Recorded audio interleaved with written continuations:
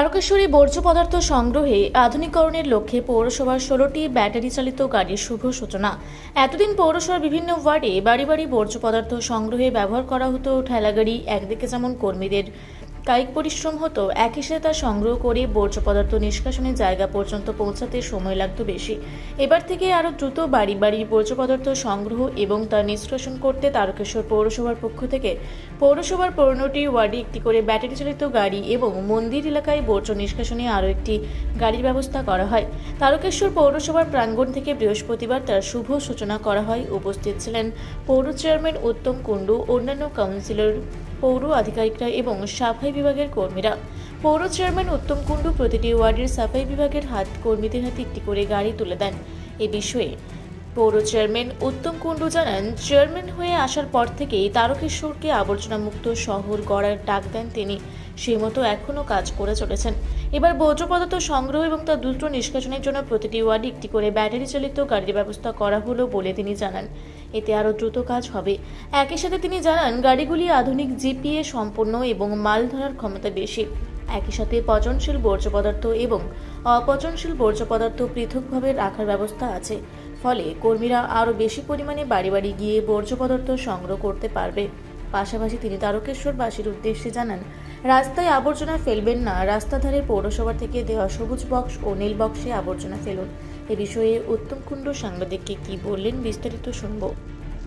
মুক্ত রাখতে চাই যে আমাদের গোটা তারকেশ্বরে এই প্রথম আমরা এইভাবে হাইড্রোলিক গাড়ি দিলাম, যাতে আমাদের যারা কর্মচারী আছে বা আমাদের যারা স্টাফ আছে তাদের যাতে কোনো অসুবিধা না হয়। ট্রলি টানা সম্ভব নয়, ঠিক আছে, ট্রলি টানা সম্ভব নয়।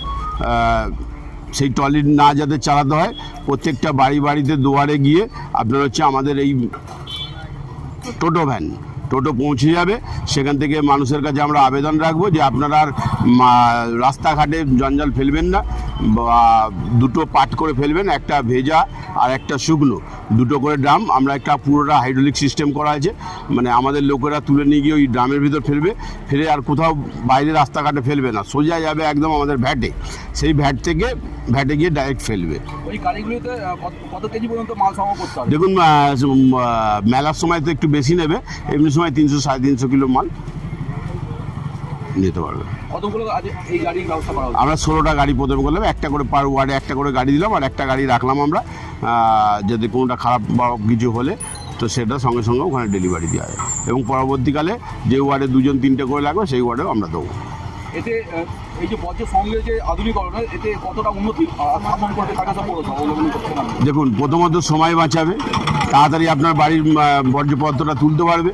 শুধু তাই নয়, মানে সময়ের সঙ্গে সঙ্গে আমাদের যে সময়ের পরিবর্তন হচ্ছে, সেই পরিবর্তনের সঙ্গে আমরা গা ভাসি। আমাদের মুখ্যমন্ত্রী মমতা ব্যানার্জি বলেছে যে মানুষের সাথে মানুষের পাশে কাজ করতে, সেই তারকেশ্বর মিউনিসিপ্যালিটি সেই অনুযায়ী কাজ করছে।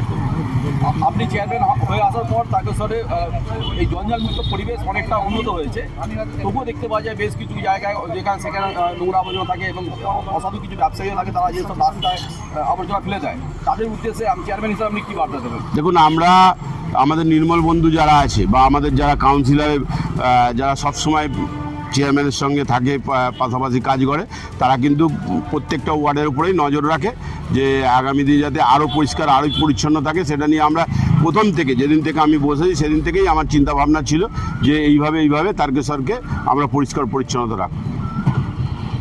অনেক ব্যবসায়ী দেখা যায় তাদের দোকানের আবর্জনা রাস্তার মধ্যে ফেলে দেয়, তাদের কাছে আমি হাত জোর করে অনুরোধ করব যে আপনারা রাস্তাঘাটে ময়লা ফেলবেন না, নির্দিষ্ট স্থানে ময়লা ফেলুন।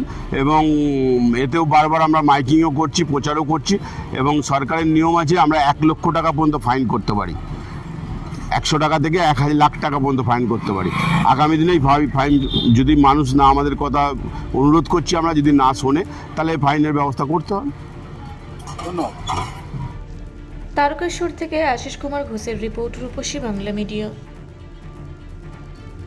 আপনারা দেখছেন রূপসী বাংলা মিডিয়া। এখন একটা ছোট্ট বিরতি, ফিরে আসছি বিরতির পর। পুরুলিয়ায় পাত্রপাত্রী যোগাযোগের একমাত্র বিশ্বস্ত প্রতিষ্ঠান বিবাহ পরিচয়। আপনার মনের মতো জীবনসঙ্গী খুঁজতে পাশে রয়েছে বিবাহ পরিচয়। তাই আর দেরি না করে আজই যোগাযোগ করুন বিবাহ পরিচয়। Municipality commercial complex, second floor, Chaibasa road, opposite PWD office, Purulia. Mobile নম্বর 9232440272। ফিরে এলাম বিরতির পর। আপনারা দেখছেন রূপসী বাংলা মিডিয়া।